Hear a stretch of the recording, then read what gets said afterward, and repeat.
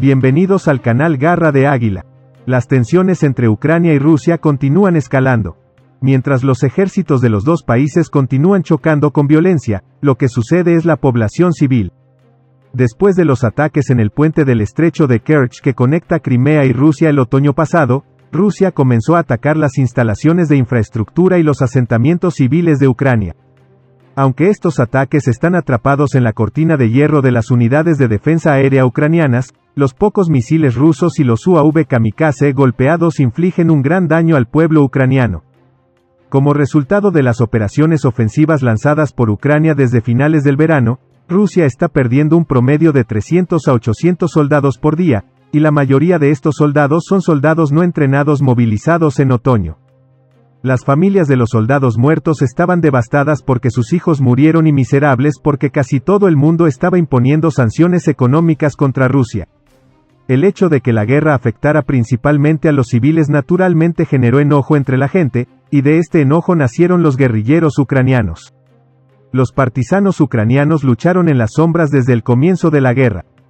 Saboteó al ejército ruso en muchos lugares, trabajó en coordinación con el ejército ucraniano en muchos frentes y continúa trabajando.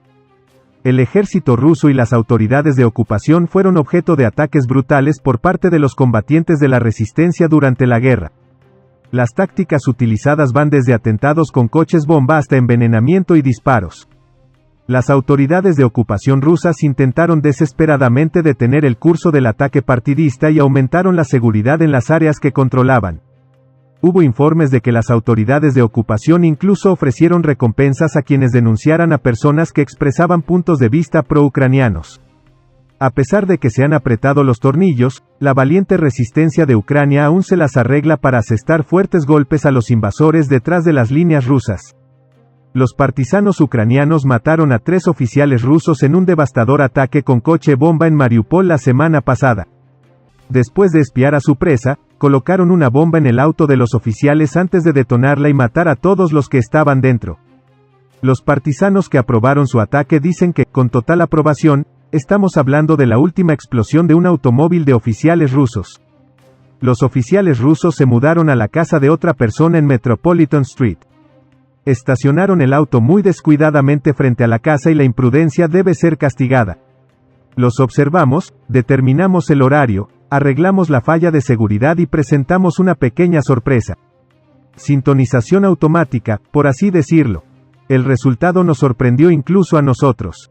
De los 3 agentes que subieron al vehículo con el conductor no quedó casi nada. El automóvil, o más bien lo que quedaba de él, fue retirado de inmediato. Ahora, por supuesto, somos bienvenidos a parlotear sobre una limpieza de minas falsa o algo así. Seguirán optando por permanecer en silencio para que la gente no se entere. Ahora la gente de Mariupol lo sabe. Estamos aquí, estamos trabajando. Aplastaremos a Rusia hasta el final.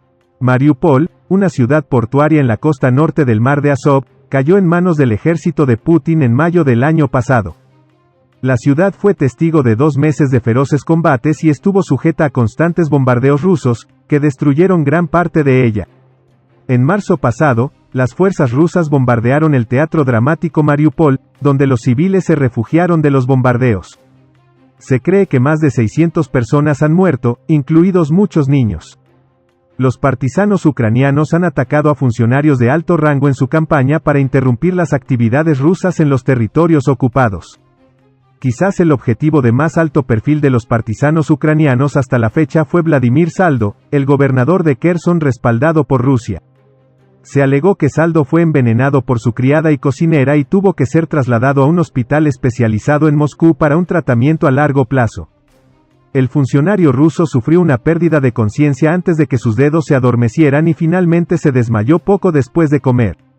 Por otro lado, Vladimir Putin ha sido advertido de que los rusos no tienen estómago para la guerra en la guerra con Ucrania, y un teniente general estadounidense retirado ha arruinado los planes para otra importante movilización de tropas. Putin anunció una movilización masiva de 300.000 personas el otoño pasado.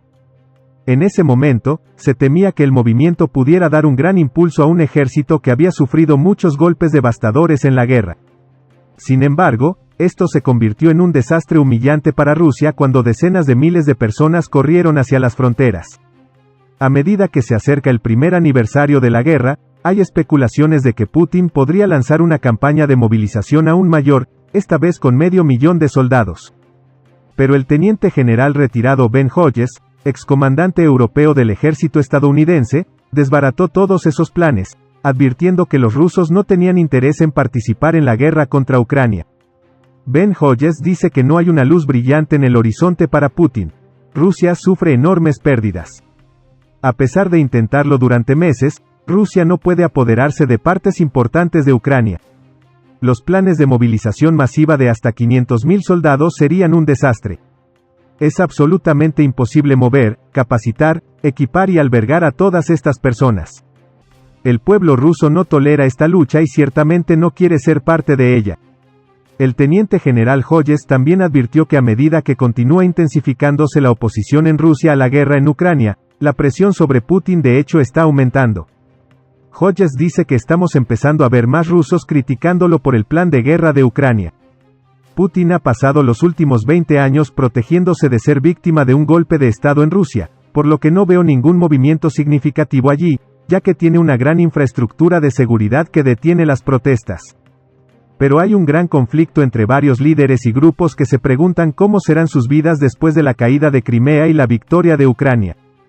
El teniente general Hodges también confía en que Ucrania pueda recuperar Crimea a finales del próximo agosto.